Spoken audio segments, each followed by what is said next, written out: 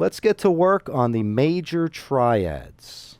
A major triad is made up of the first, third, and fifth step of the scale. In the key of C, we'll be working in the key of C. That's C, E, and G. That makes up the C triad. In root position, meaning the root in the bass, there is your C major triad in root position. Let's move up to the first inversion, which means you put the third into the bass. Basically, what we're doing is we're taking the C note and moving it up on that G string, the third string, to an E.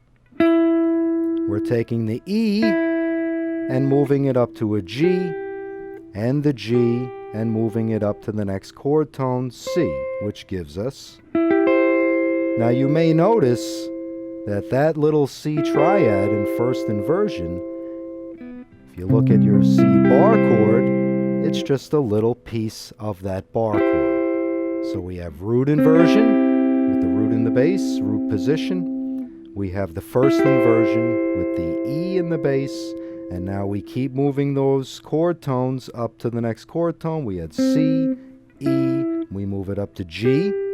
The G goes up to C, and the C goes up to E to give us our second inversion with the G in the bass. So, root position, first inversion, E, G, C, and second inversion, G, C, E.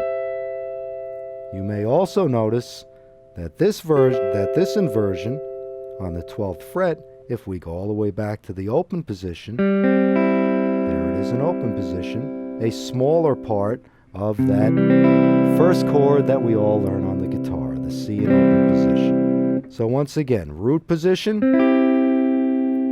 first inversion with the E in the bass, and the second inversion with the G.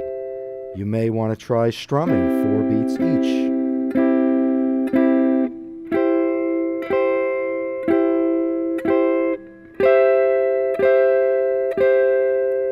And descending.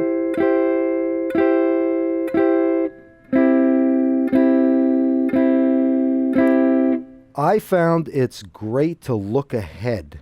What I mean by that is while you're playing your 4 beats in the root position, you should visualize the chord up the fingerboard to make for a smooth transition, as opposed to playing your 4 beats, and when you get to the 4th beat, you say, where is that next inversion again? So think ahead. Think ahead to the next inversion. That'll make for smooth transitions.